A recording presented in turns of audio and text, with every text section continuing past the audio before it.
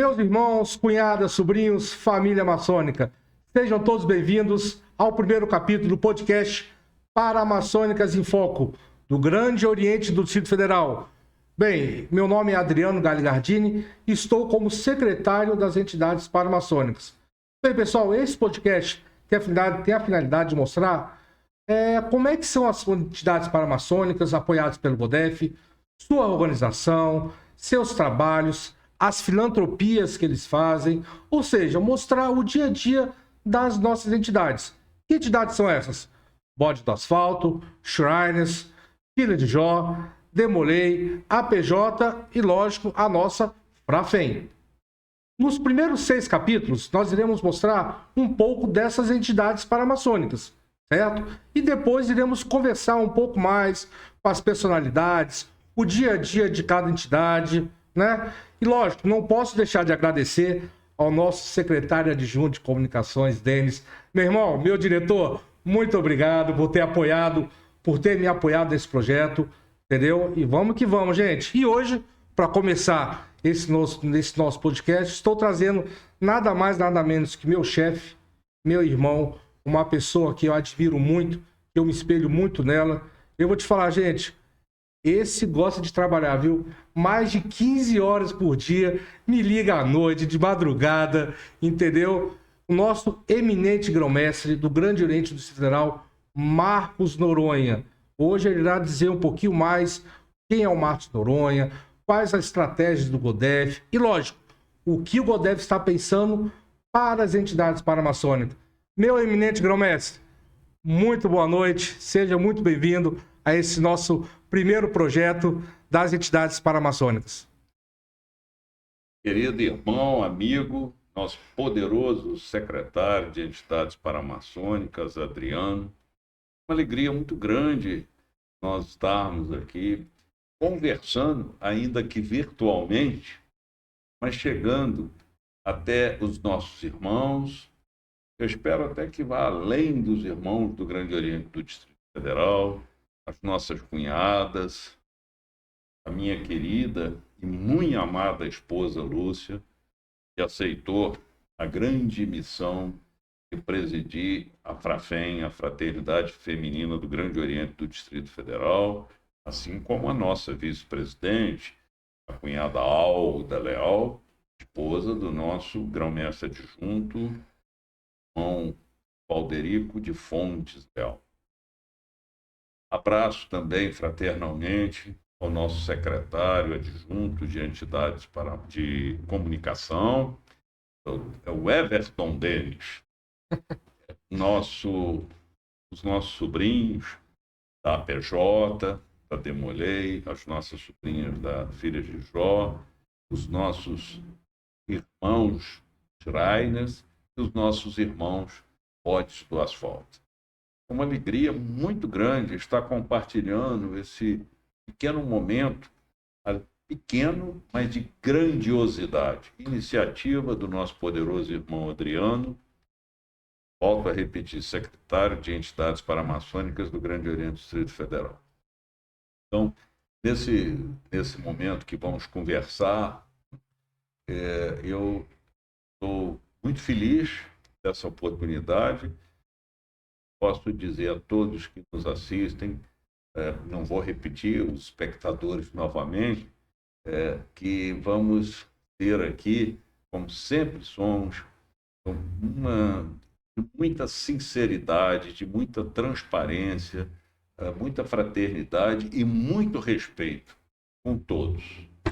Então, agradeço a você, meu irmão e amigo Adriano, de ter me convidado para fazer o primeiro podcast das entidades paramaçônicas do Grande Oriente do Distrito Federal e estou à disposição. E um podcast realizado, meu diretor, briga comigo não, por um gago, hein? Vamos ver se eu não vou gaguejar muito hoje, hein?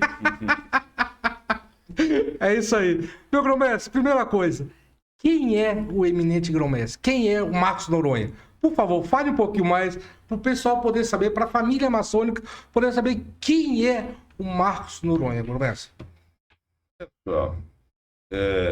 Em 26 de maio de 1955, nascia um garotão na cidade de Juiz de Fora, Minas Gerais. Ó, Meu querido e amado pai, minha querida e amada mãezinha, ambos já na outra dimensão, a dimensão espiritual, receberam com muita alegria. E meu pai brincava comigo, desde que eu era criança, porque, por exemplo, eu tinha um primo que era 2 anos mais velho que eu. 2 anos quase no mesmo dia. Eu nasci dia 26 de maio e ele 27. Mas eu sempre fui maior do que ele. Meu pai disse que quando viu aquele menino grandão, com 5 quilos, uma coisa assim, falou, não, ele tem que chamar Marcos, porque ele vale por 2. Então, nós tivemos a nossa infância, uma infância simples, humilde. Meu pai é uma pessoa que completou só o grau primário. A minha mãe era professora, fez aquele que era o normal.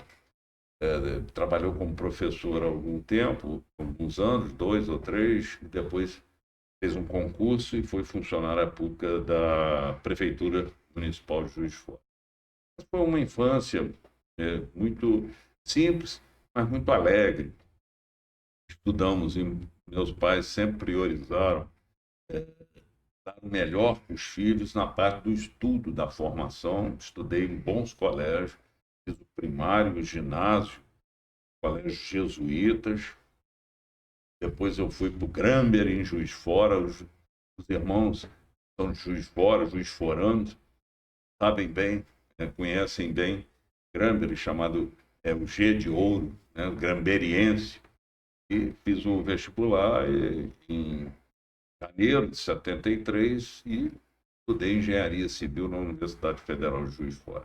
Morei em Juiz de Fora até graduar em engenharia civil, trabalhar no Rio, Janeiro, no metrô, na construção da Casa da Moeda do Brasil. Depois fui deslocado para a cidade de Vitória, na construção da Companhia Siderúrgica Tubarão. O que eu posso dizer da nossa formação profissional é que eu, muito jovem, com 23 anos, assumi uma grande responsabilidade de trabalho.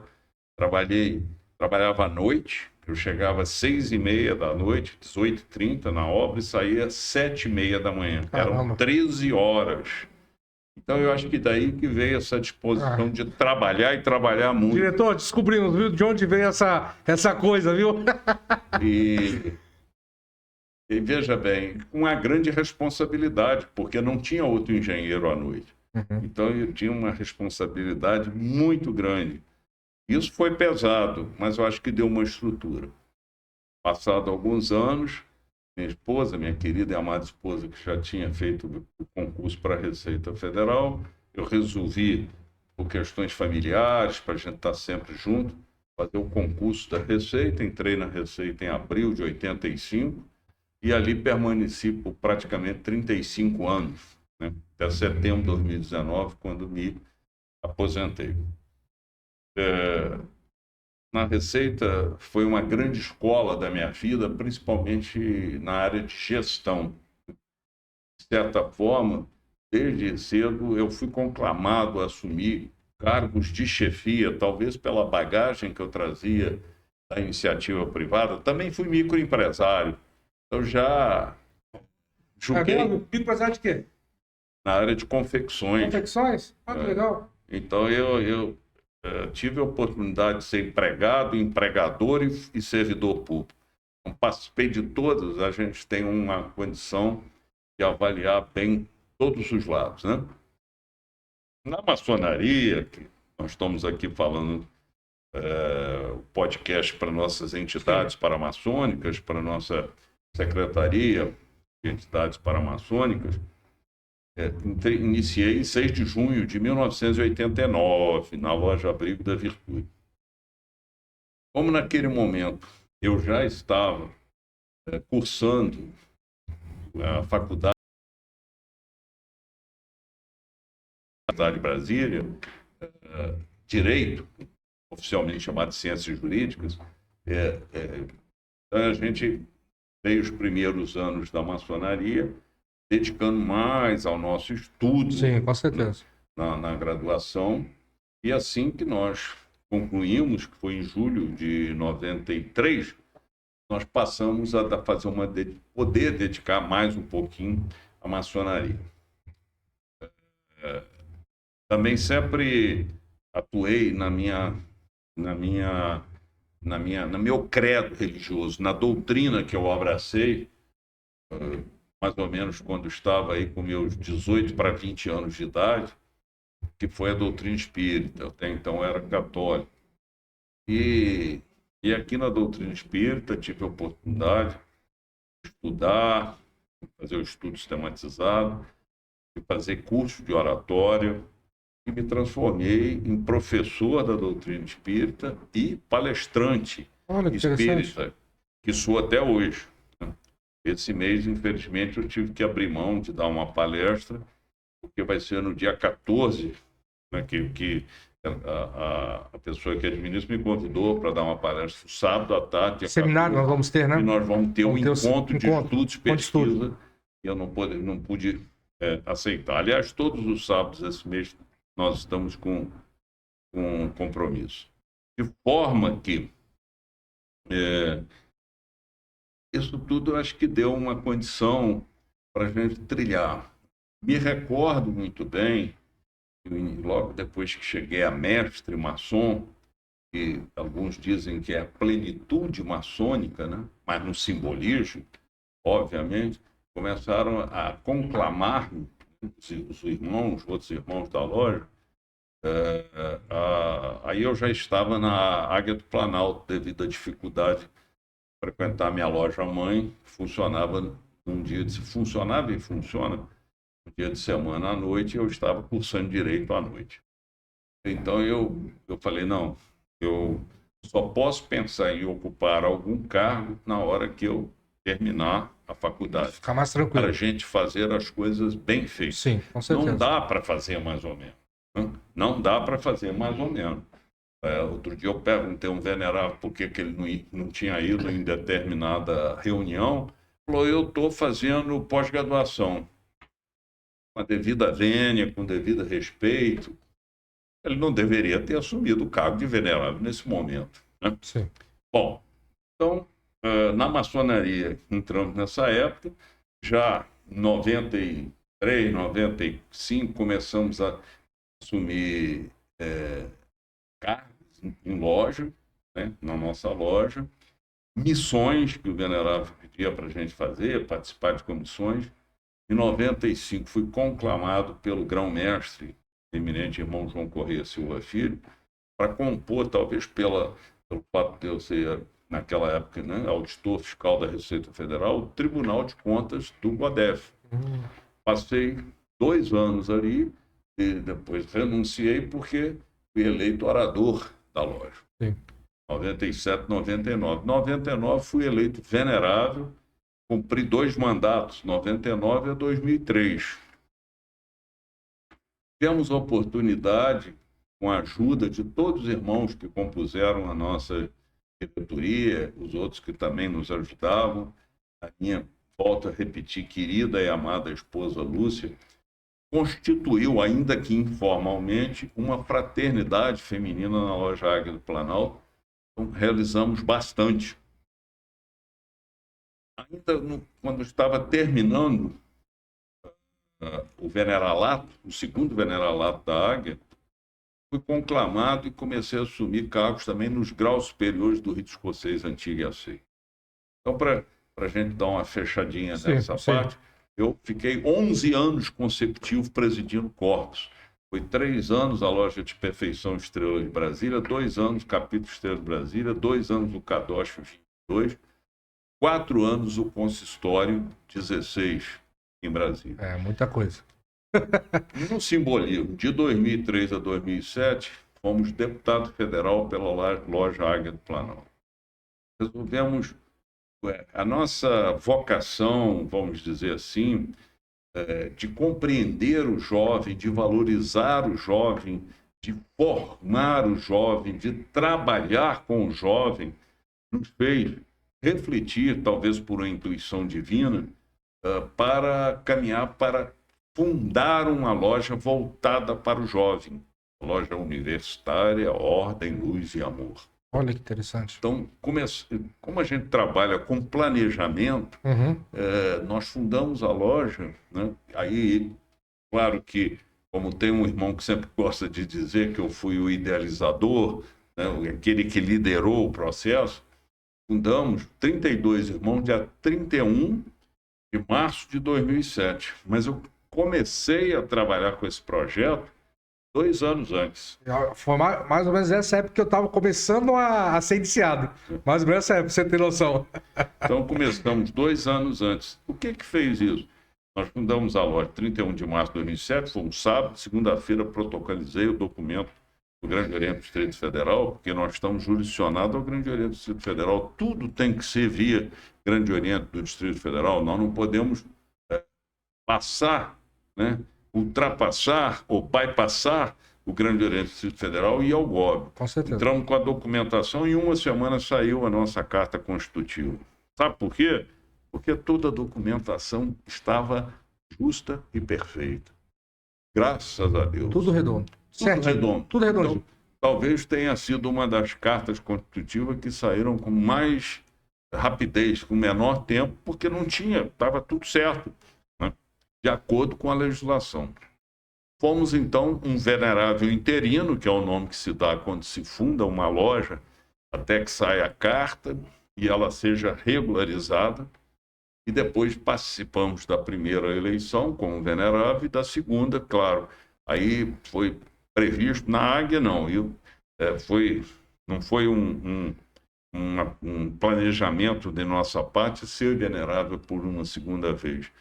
Foi quase uma imposição de todos os obreiros, porque nós tínhamos um projeto pessoal que tínhamos adiado para dedicar 100% à loja. Tanto que em 2 anos do primeiro veneralato, nós tivemos 100% de presença. Nunca faltamos a uma sessão sequer. Então, na Luola, na loja universitária Ordem Luz e Amor, já foi diferente. Nós planejamos e toda a equipe, toda a diretoria repetiu o mandato, porque nós estamos consolidando, criando o alicerce, a base, né, para que essa loja, para que esse edifício social crescesse. Então, realmente fomos. Depois, fomos ser deputado distrital pela loja, né? E ocorreu em 2 períodos. E, ao retornarmos, assumimos uma missão profissional para representar o nosso país, claro, especificamente a instituição que nós trabalhamos, a Receita Federal do Brasil, no Paraguai, e lá ficamos por 4 anos, né? De janeiro de 2014 a final de janeiro de 2018. E logo que voltamos, fomos convidados pelo eminente irmão Reginaldo, que foi o meu antecessor, para compor uma chapa com ele candidato a grão-mestre, que era o grão-mestre adjunto, e eu grão-mestre adjunto, e assim fizemos. Em 2018, fomos eleitos em 2019, passei esse período como grão-mestre adjunto, até que, por imposição da lei, posição legal, em 30 de novembro de 2022, renunciei para concorrer, agora em março desse ano, ao cargo de grão-mestre. Convidamos o irmão Valderico, já por mim citado, a compor a chapa e fomos eleitos. Agora que vem a segunda pergunta, grão-mestre. Desculpa, eu falei muito. Mas não, mas é legal. Eu gostaria de complementar o seguinte: na minha família, sou casado há 44 anos, né? Aliás, hoje o nosso querido irmão Denis não gosta que fala de data, tem que ser atemporal. Mas então tá, não vou falar o dia de hoje, mas 6 de outubro eu completo 44 anos de casado. Olha. Mas mais de 52 anos de namoro. Então, dessa união abençoada por Deus, tivemos 2 filhos. A Luciana, que em maio desse ano completou 43, e o Eduardo, que em junho completou 41 anos. E os 2 nos deram 6 netos, né? A Bianca, que está com 18 anos, é a mais velha. O Rafael, que agora em outubro também completa 17 anos. esses dois do meu filho, e tenho o filho mais novo dele, o Matheus, em maio completou 10 anos. O pai da minha filha, o Henrique, que está com 12 para 13 anos. O Gabriel, que agora, no final de setembro, fez 11 anos. E a Camilinha, que em novembro completará 9 anos. Então, essa é a nossa família. E que Deus abençoe e ilumine sempre. E família essa que, no nosso caso, sem o apoio da família, né, Agromestre, a gente não consegue fazer nada, né? Realmente a gente fica assim, os compromissos que nós temos em função do cargo, é complicado, né? No meu caso, praticamente perdi o final de semana. Sempre tem sessão para ir da Ordem de Molay, APJ, Filho de Jó. E assim, se nós não tivermos o apoio da família, da esposa, da cunhada, fica muito complicado, né? Então nós temos que ter esse apoio. E eu tenho certeza que a cunhada dá esse apoio, com certeza. Agora, meu grão-mestre, outra pergunta. Por que ser grão-mestre?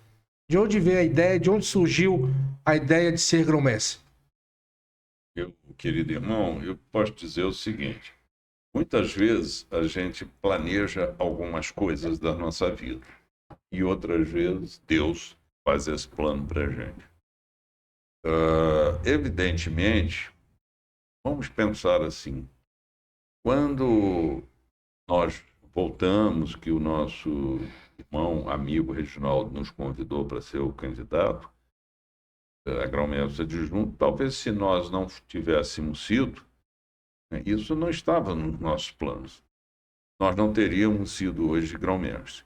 Mas a partir do momento que isso ocorreu, eu entendi como uma missão divina. E me considero humilde e fraternalmente preparado para isso.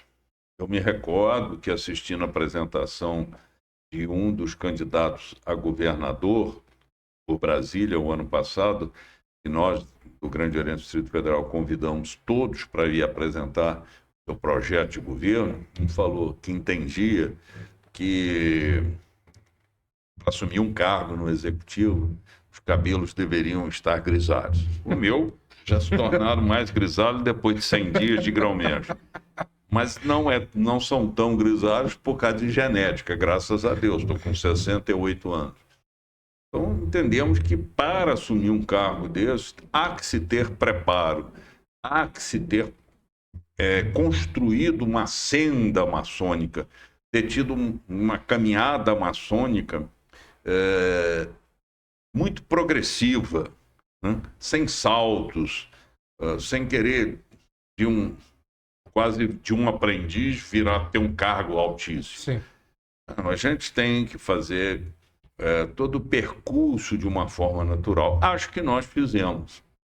Me considerei preparado para essa missão e posso dizer que nós, após a eleição e diplomação, começamos a construir a nossa equipe, porque ninguém faz nada sozinho. Com certeza. O seu convite mesmo foi assim, não existia nenhuma vinculação, não existia completamente inusitado. Tipo de compromisso político. Eu não me comprometi com ninguém, e todos que nós convidamos para compor a equipe, vamos dizer, o primeiro escalão do grão-mestrado, foi porque entendemos que eles tinham condições técnicas para fazê-lo. Esse foi o objetivo. Então, por que ser grão-mestre? Para poder fazer. Outra coisa que interessante na própria caminhada maçônica, me recordo que uma ocasião eu assumi o cargo de primeiro vigilante de um corpo maçônico, não de uma loja, de um corpo dos altos corpos do Rito Escocês. E eu levei algumas ideias para o presidente. E ele não concordou com as ideias. As ideias eram para o bem dos obreiros, num sentido amplo. Exigir mais dos obreiros, no aspecto da formação, do estudo, de comprometimento, mas também oferecer mais, ter mais respeito, inclusive com as expectativas que são totalmente normais quando um irmão, por exemplo, chega no grau 15, vou dar um exemplo, podia ser o 10, podia ser o 17, podia ser o 30, ele quer, se ele está dedicado a isso, no tempo mínimo previsto na legislação, ou mais próximo desse tempo mínimo, subir de grau. Sim. E às vezes, na minha estrada maçônica, eu me lembro de um determinado grau que precisava de 6 meses para ir para o grau superior. Não foi só eu, existíamos um grupo aí de uns 10 irmãos que estávamos caminhando juntos.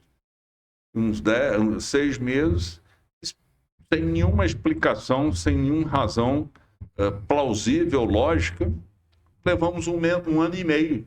O presidente simplesmente não nos promovia, não nos dava essa oportunidade. Eu falei, não, isso não está certo.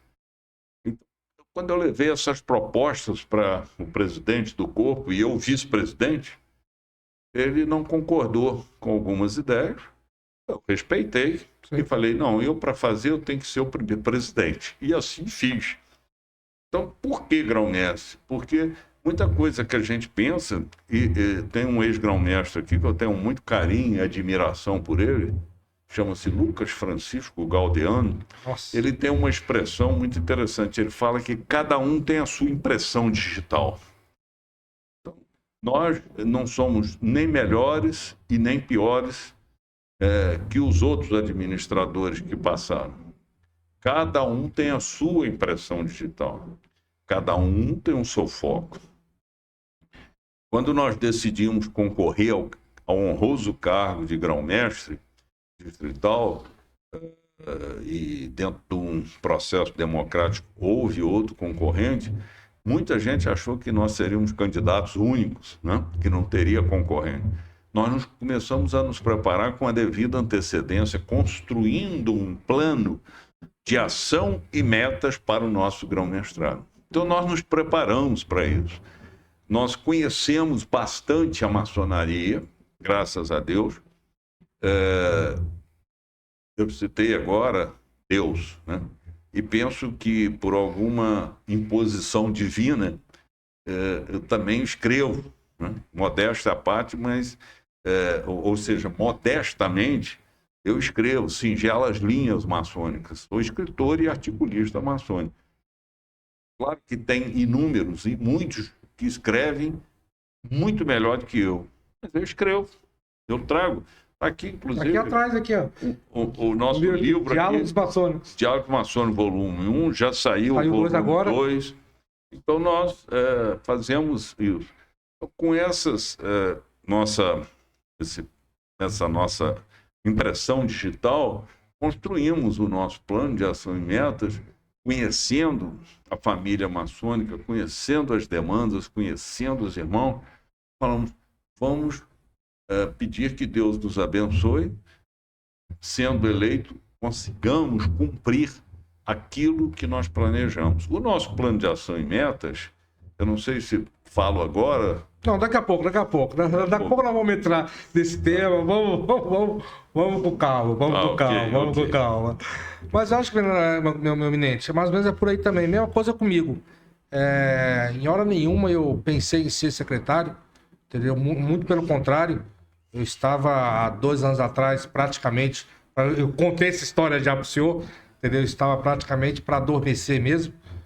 Acabou que surgiu a oportunidade de colocar minha filha nas filas de Jó, entendeu? E isso despertou o interesse pelas entidades paramaçônicas.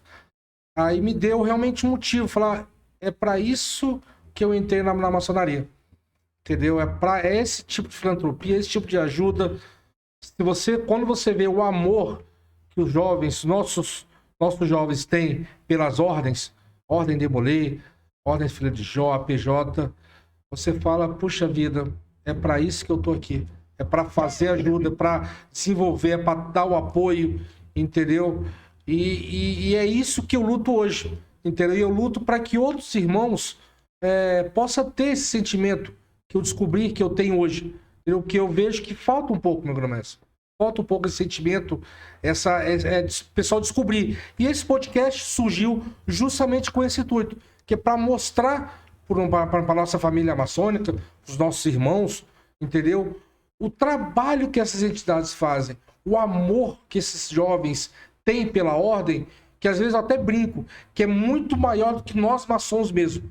A dedicação que os jovens têm, entendeu? A luta, a garra, estar lá todo sábado, reunindo com seus irmãos de ordem, entendeu? Os primos, isso, aquilo. Então é uma coisa assim, que realmente desperta. E é justamente isso que viveu. É mesmo quando o senhor não esperava, né? Mas começou a traçar e deu no que deu. E agora estamos aqui, e aquela que eu até falei no nosso congresso, nós tivemos logo no início.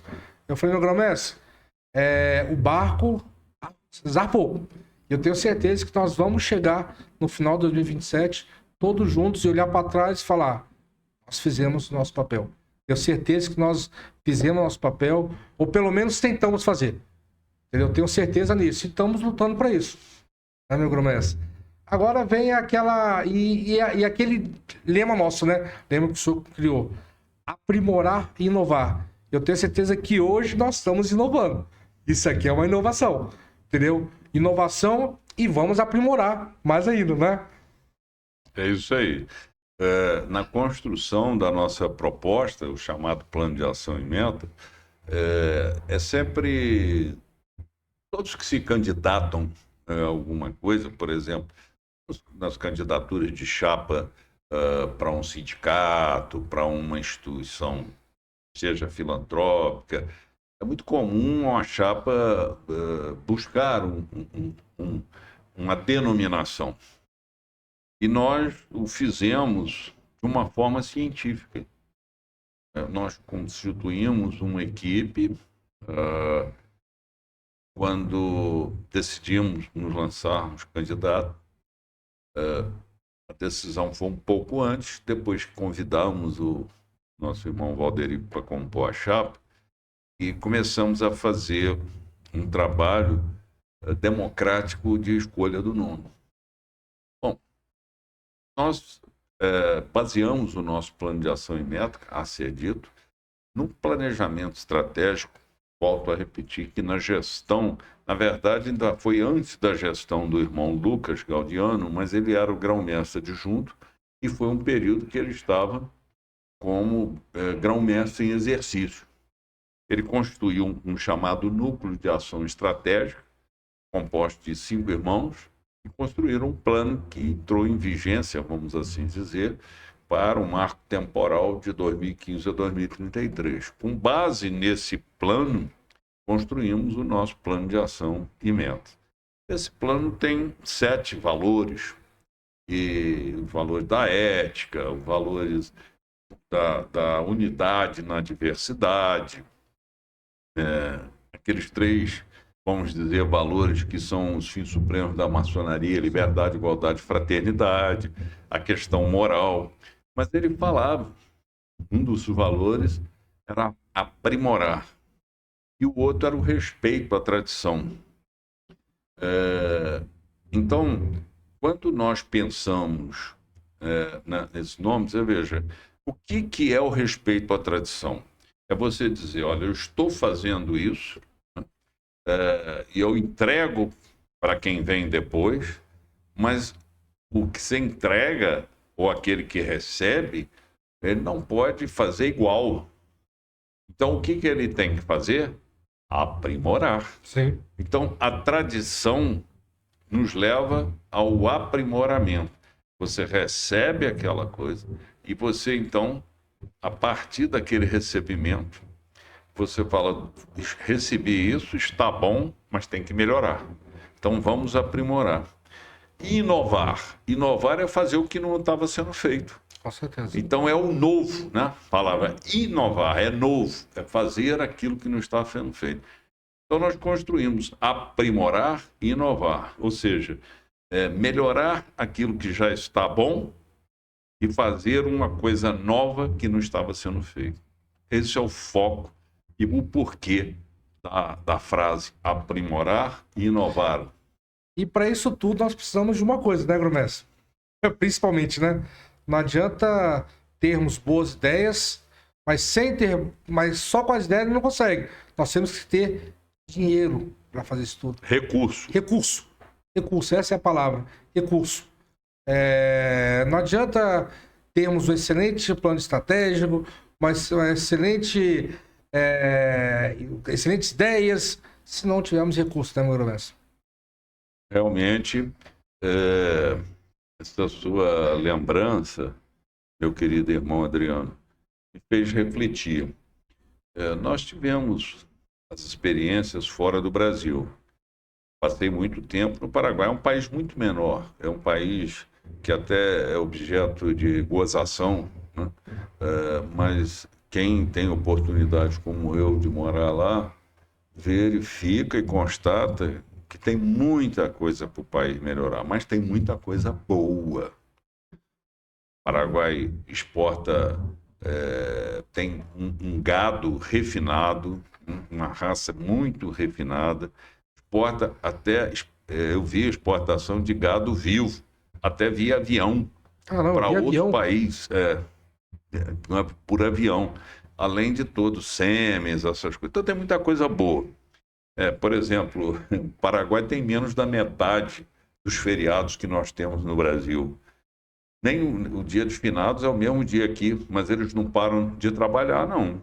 Quando eu estava por lá, o Congresso Nacional votou uma lei para um determinado dia, homenageando os heróis de uma determinada guerra, a Guerra do Chaco, para ser feriado. E o presidente da República vetou e falou: vocês querem homenagear os heróis da Guerra do Chaco? Parabéns, homenageiem trabalhando e não ficando em casa. Então tem coisas boas, a gente aprende. Na maçonaria também. Nós vemos que o maçom paraguai, para mim, ele é muito mais altruísta, no sentido de doar, do que o maçom brasileiro, de um modo geral. Tive experiências de morar 4 meses nos Estados Unidos, em 2 ocasiões diferentes, somando 6 meses no Canadá, e aprendi muito. E aprendi que nós temos que ser, volto a repetir a palavra, mais altruísta e menos egoísta. Com certeza. Numa determinada ocasião, depois que eu fui venerável da Águia do Planalto, começou uma discussão para diminuir o valor da taxa de iniciação. É muito alta, então.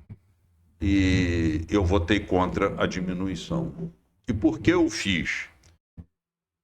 No meu entendimento, a contribuição que é cobrada, ela tem um caráter também iniciático, de começar a mostrar o desprendimento que a gente tem que ter. Se a pessoa não tem condição de arcar com aquele custo, de arcar com as despesas da maçonaria, porque nem todos têm essa condição, temos que respeitar. Então, que não entre. É muito simples isso. Não adianta querer, porque, como a gente diz coloquialmente, não existe almoço de graça. De graça. Se a gente vai fazer um evento como esse encontro de estudos e pesquisa, que o GODF, o Grande Oriente do Distrito Federal, está sendo o anfitrião, recebendo uma loja. Mas por que a gente paga para fazer isso? Porque tem custo. Vai ser oferecido coffee breaks, vai ser oferecido coquetel no dia que se abre, eles vai ofertar um livro para cada irmão, vai ofertar uma pastinha, tudo isso tem custo. Não existe nada de graça. Não, e não só isso. Tem um outro exemplo. Quando nós somos chamados aí no evento fora de Brasília, tem custo. Tem custo. Tem custo. Então, o que acontece? Eu gostaria de conclamar os irmãos, de um modo geral, e do Grande Oriente, do Distrito Federal em particular, a refletir muito sobre isso. Nós não podemos ser e ter uma mentalidade pequena, uma mentalidade tacanha. Temos que pensar mais alto. Temos que pensar grande para crescermos. Então, precisamos de recursos para realizar. As demandas dos irmãos são muito grandes. Esse curso, esse encontro de estudo e pesquisa, que está sendo cobrado uma taxa para reembolsar os custos, teve um irmão, ex-venerável de uma loja, me falou, por que o Godef não paga isso? Vai pagar com que dinheiro? O Godef não tem uma máquina de fazer dinheiro. Sim. Os recursos vêm da onde? Então, para realizar, para fazer aquilo que, de uma forma alvissareira, de uma forma pensando grande, nós propusemos no nosso plano de ação e metas, nós precisamos de quê? De recursos. Então, eu gostaria que os irmãos pensassem nisso com muito carinho, com muita atenção. Vamos facilitar, até para aumentar o número de obreiros, que os irmãos que estão adormecidos, né? O termo que a gente usa, os irmãos que... maçom, uma vez maçom, é maçom para o resto da vida. Ele pode sair, ele pode ser até expulso. Não existe ex-maçom. Mas existe maçom irregular. Existe o maçom que está regular numa loja, por exemplo, de Braslândia, e aí ele mudou para o Gama. Aí ele quer filiar-se à loja do Gama. Não podemos ter uma taxa alta que inviabiliza isso. Então, nós propusemos diminuir muito grande, drasticamente, uma diminuição enorme, passando a pagar 30% do previsto, ou seja, uma redução de 70%, para trazer o irmão, para a gente crescer. Se a gente for unidos, somos fortes, e muito mais fortes. Então, esse é o objetivo. E a gente ter uma captação melhor, uma captação que, em valores absolutos, é muito pequena. Desculpe, mas essa é a verdade. Precisamos de crescer. Aí, se a gente pensa, então, um irmão que sempre foi um gestor, modestamente, eu fui conclamado a conduzir o processo de unificação da Receita Previdenciária, que era responsável pelas contribuições previdenciárias, com a Receita Federal. Um macro processo, um case mundial que já foi estudado por outras administrações tributárias de países evoluídos da Europa, etc. Então, quando nós fazemos isso, nós temos uma expectativa e conhecemos. Então, se a gente não tiver uma oportunidade de interagir com os outros grandes orientes, a gente fica olhando para o nosso umbigo. A gente não faz um benchmark. E essa interação tem custo. Tem custo. Tem custo. Ninguém compra a passagem do seu bolso, porque nós já doamos nosso tempo, né? Já doamos nosso tempo para o programa Estrada. Agora, tem que tirar dinheiro do nosso bolso para pagar a passagem, alimentação, hospedagem? Não dá. Não tem como. Tudo nessa vida tem custo. Não tem como a gente fugir. Gostaríamos de ir. Gostaríamos, mas infelizmente tem custo, né? Exatamente. Então, o próprio irmão Adriano aqui, também de uma forma altruísta, ele participou em julho de um evento do Demolei. Da Ordem Demolei, que foi a posse dos novos dirigentes nacionais da Ordem Demolei no Espírito Santo. Em Aracruz, Espírito Santo. Ele chegou para mim e falou: Grão-Mestre, eu vou representar o Grande Oriente do Distrito Federal. O Godef pode pagar passagem para mim? Fui olhar lá, nós não tínhamos recursos, e o recurso aí é dotação orçamentária. Como nós temos a experiência de gestão, inclusive gestão pública, uma coisa é o recurso financeiro, outra coisa é a dotação orçamentária. Se o grão-mestre não gastar, né, ou não usar de acordo com a dotação orçamentária, as contas não serão aprovadas pela Assembleia Distrital Legislativa. Então, nós não podemos... Às vezes, a gente tem até o recurso, mesmo o Godef tendo recurso muito pequeno, mas não faltou, nós recebemos a nossa gestão de uma forma muito bem administrada pelo nosso antecessor. Tínhamos recursos financeiros, mas às vezes determinadas rubricas não tinham a dotação orçamentária. Nós não podemos fazer esse gasto. Então, nós precisamos de ter esse recurso, essa dotação orçamentária, ou como muitos usam coloquialmente, né, essa verba, porque já não é usado esse termo há muito tempo no serviço público, né, nas entidades públicas, né, no Estado brasileiro. Se não tiver verba, nós não podemos. Então, nós temos que ter uma verba de representação para o grão-mestrado.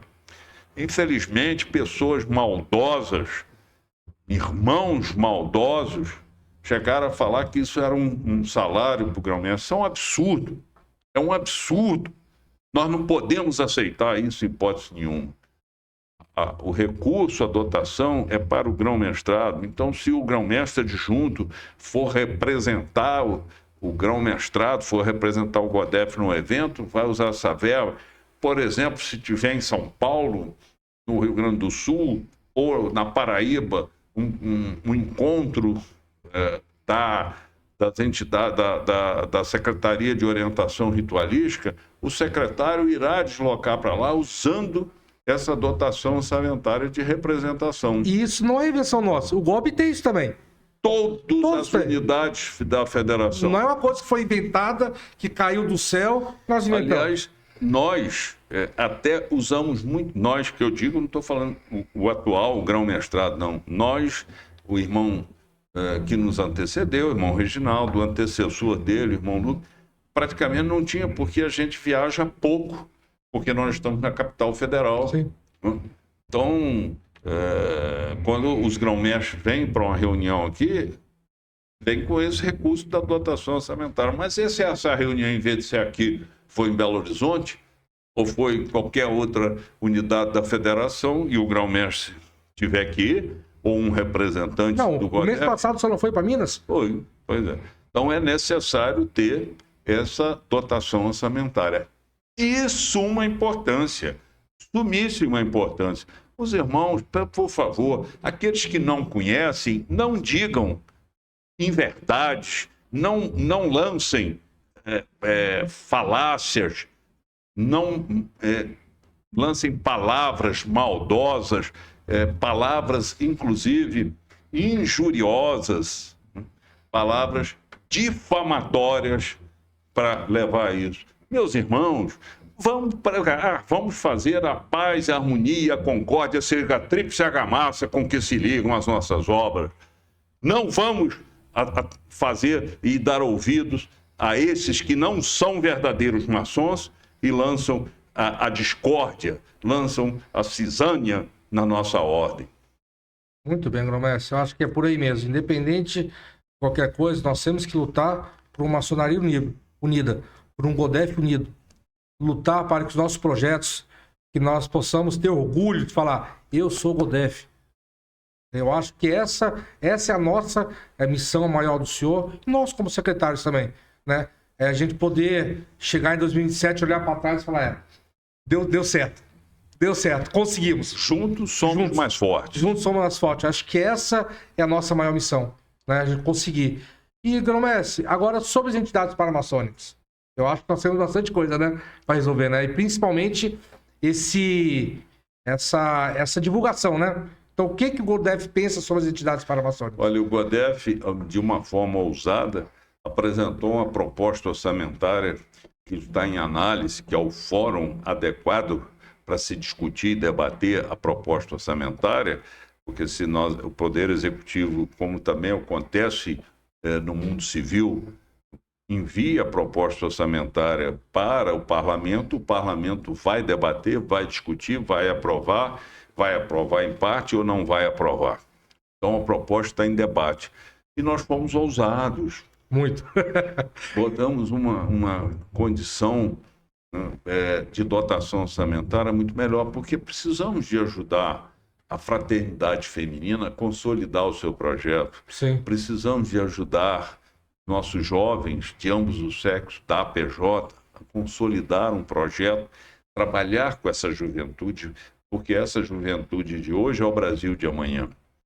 Com os nossos jovens demolês, com as nossas jovens da Filhas de Jó, ajudar os Shrines, que faz um trabalho maravilhoso de ajuda ao próximo, aqui especificamente em Brasília, junto ao Hospital da Criança e ao Agarram, né, o Hospital da Asa Norte, regional da Asa Norte, e os nossos bodes do asfalto.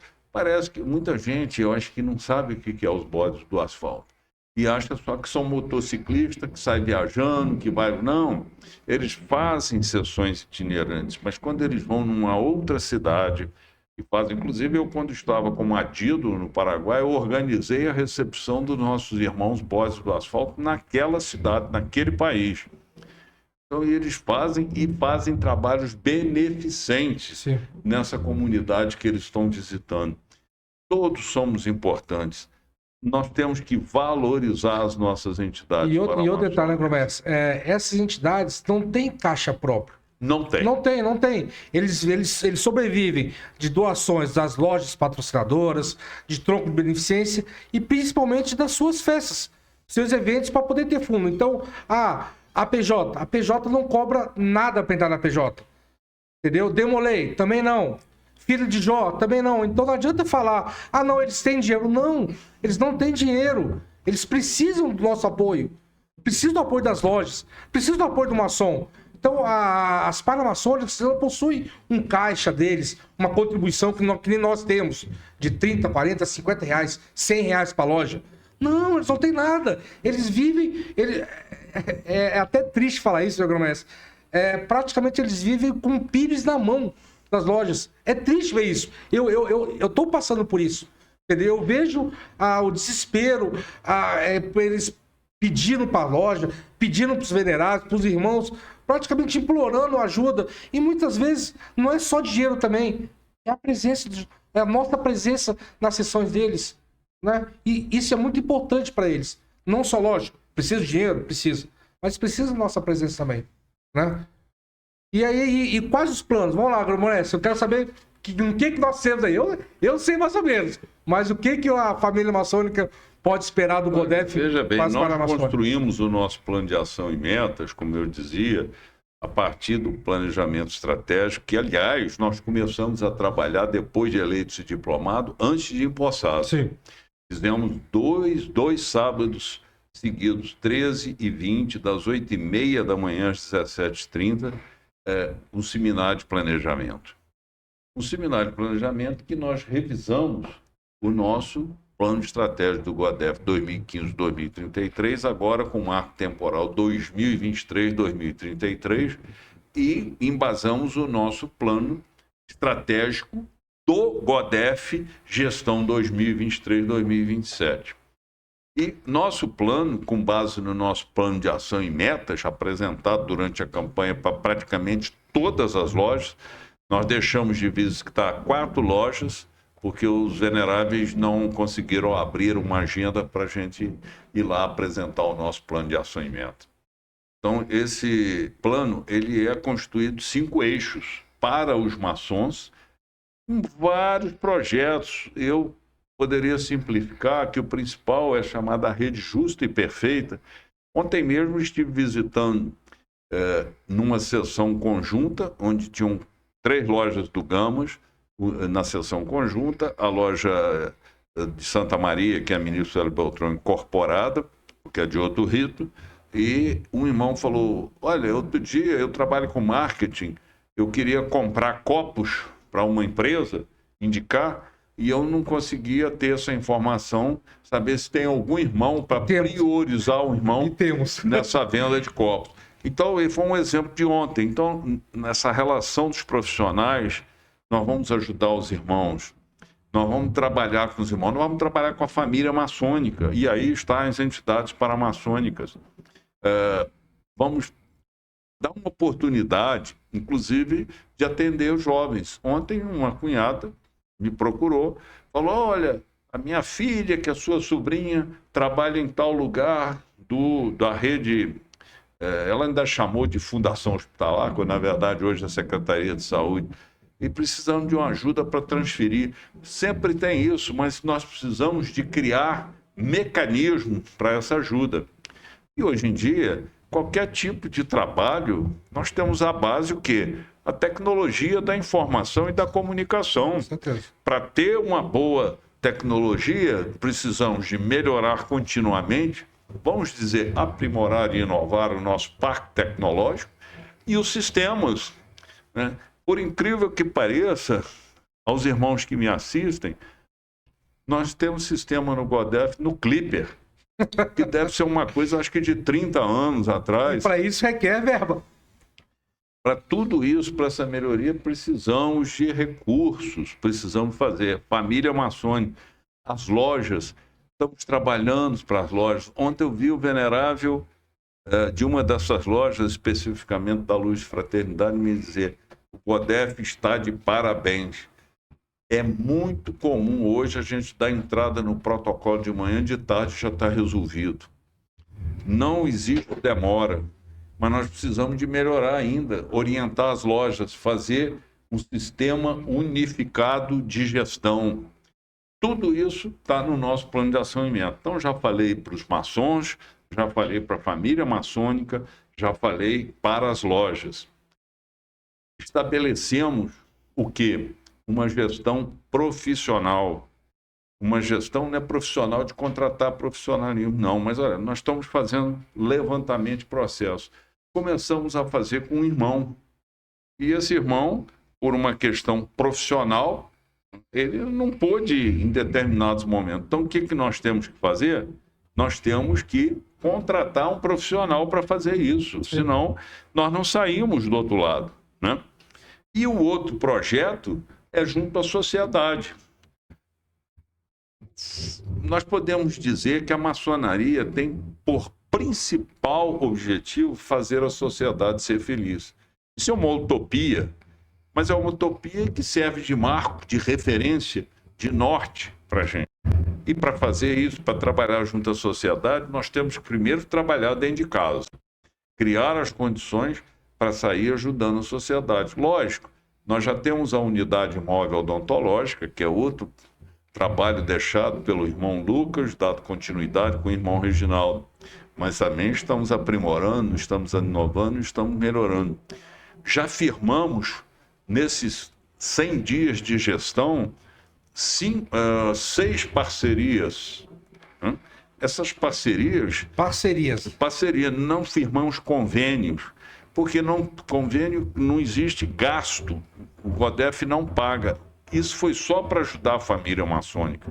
Então, 4 contratos com 4 pessoas jurídicas distintas, mas do Grupo Sabin, com o IMEB, com o IOT, e estamos com outros. Então, fizemos um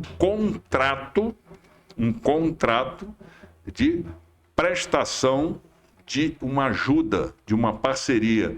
Não é convênio, porque não tem nenhum ônus por parte do GODEF. Mas vamos fazer mais. Sim, nós precisamos de melhorar, precisamos de ter condições de dar agilidade. Fizemos no nosso site, até agora, melhorias. Mas para melhorar ainda mais, nós temos que ter os equipamentos que suportem essas melhorias. Muitas vezes, sabe disso. Você comprou um equipamento hoje, daqui a 2, 3 anos ele está obsoleto. E os programas que surgiram nesse período requer mais memória, requer mais velocidade. Para tudo isso precisa de recurso. Nada cai do céu. E nossa maçonaria tem que pensar grande. Você vê que nos Estados Unidos, no Canadá, a maçonaria faz muito. Os Shriners conseguiram construir hospitais nos Estados Unidos para atender.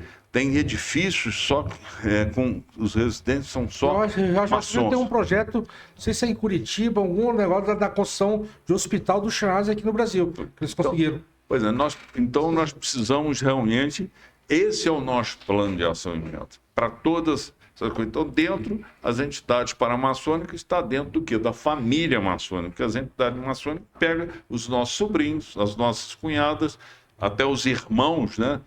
Dos Shriners, os irmãos Shriners, os irmãos Botes do Asfalto. Esse é o projeto com esses 5 eixos, né? Junto aos maçons, junto às lojas, junto à família maçônica, junto à sociedade e com uma visão profissional, trabalhando de forma... Por isso que eu trabalho esse número de horas que você falou, porque a demanda é grande para entregar o melhor para os nossos irmãos. E projetos são muitos para a entidade paramaçônica. Exatamente. Né? Nós temos muitos projetos, né? Muitos projetos para entidades paramaçônicas, para cada uma delas, de acordo com seu foco, com a sua visão né, vamos dizer assim, usando uma palavra fora do nosso linguajar maçônico, uma visão de quê? De negócio. E aquela, Qual né? é o negócio? Qual é o objetivo? Sim. Nós temos no nosso do nosso plano estratégico visão, valores, metas, tudo isso tem que estar internalizado em todos os irmãos do Guadef. Kelly, eu posso adiantar, nós estamos com um projeto, esse aqui é um deles, que é o podcast. Vamos lançar os panfletos, né, Gromessa? Entendeu? Revista eletrônica, uma revista eletrônica para divulgar as entidades, entendeu? Vamos criação de um site, vamos criar um site. Temos a ideia também de criar um instituto paramaçônico, que é justamente para fomentar, para tentar acessar linhas, financiamentos, esfera federal, distrital, né? Para tentar fomentar as paramaçônicas. Né? Então, assim, nós estamos pensando, realmente, são muitos projetos, né, interessantes voltados para isso. Eu tenho certeza que nós vamos chegar lá. Meu Gromessa, infelizmente, o papo tá gostoso, mas nós temos que encerrar, e mesmo porque eu só tenho que ir por uma sessão agora. Só tenho que ir, só tenho compromisso agora, eu sei disso. Meu Gromessa, suas considerações finais. Meus irmãos, primeiro agradecer aqui ao nosso querido irmão, amigo, poderoso irmão Adriano Galli Gardini, né? É um duplo italiano. Duplo, né? italiano. Molto vai de Calábria. Por pai de mãe e por pai de pai. Estamos aqui muito gentilmente utilizando as instalações do nosso secretário adjunto, o venerável irmão Everton Denis Souza, né, que nos cedeu aqui carinhosamente. E o que eu gostaria de, ao encerrar, como disse o nosso poderoso irmão Adriano, nas nossas considerações finais, é conclamar os irmãos que, de verdade, foquem nos princípios maçônicos, pensem na nossa responsabilidade. Nós somos uma entidade que tem que pregar e exemplificar a ética. Não pode só ser vãs palavras. Não adianta dizer que eu sou um eterno aprendiz e parece que não aprendi nada, porque só escrevo isso, mas não exemplifico. Aquele velho ditado, se as palavras convencem, os exemplos arrastam. Então, não vamos perder tempo, energia, em ficar buscando aquilo que a gente fala coloquialmente, né? Pelo em ovo, chifre em cabeça de cavalo. Vamos pensar grande, vamos pensar de forma altruísta. Dia 2 de outubro foi o dia da não violência, não por acaso. Foi o dia do nascimento de Gandhi, aquele que fez uma revolução pacífica. Mas Gandhi também tinha uma frase muito forte, que ele falava: o fato de eu ser tolerante não quer dizer que eu tolero, que eu aceito aquilo que eu tolero. Ou seja, não se pode coordenar tolerância com conivência. Então eu conclamo a maciça maioria de irmãos que são bons, que são pessoas realmente com bons corações, são pessoas voltadas ao bem, que nós trabalhemos para o crescimento da nossa ordem de um modo geral e para o crescimento da nossa obediência em particular. Essa é a conclamação. Vamos pensar grande, não vamos pensar pequeno não, meus irmãos. Não vamos pensar que uma captação, né, de um valor absoluto pequeno, mesmo que possa estar sendo majorado percentualmente por conta de algumas recomposições que se fazem necessárias, vai gerar tanta discórdia, tanta desarmonia. Essas são as minhas considerações finais. Eu volto a repetir o que tenho falado. Nós somos o grão-mestre dos 2.700 e poucos obreiros das 91 lojas. Todos tratamos de forma igual institucionalmente. Não temos distinção para ninguém.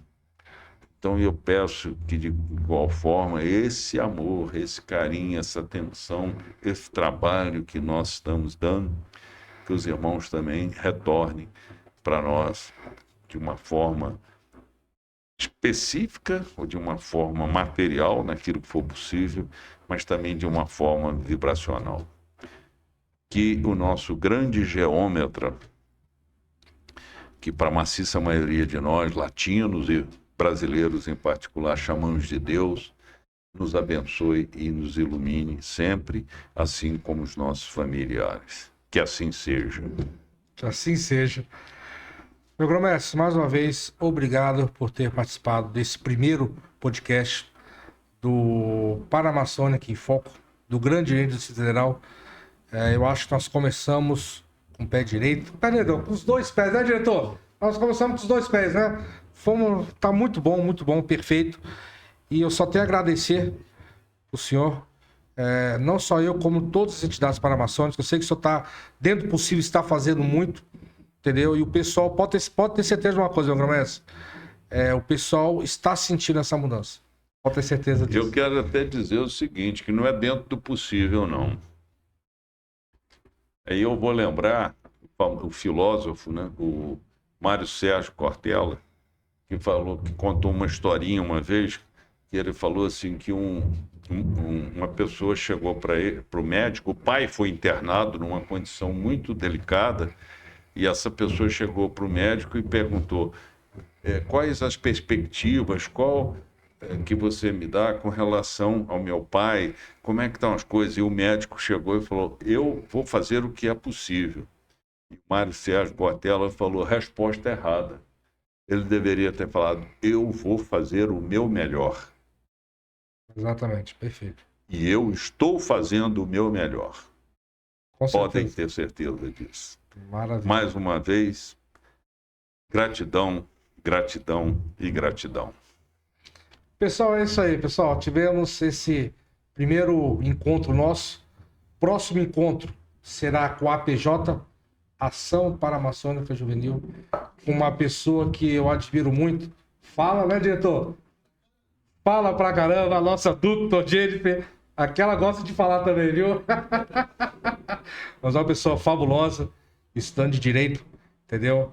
Que eu admiro muito também. E aquela, gente, não esqueça a palavra.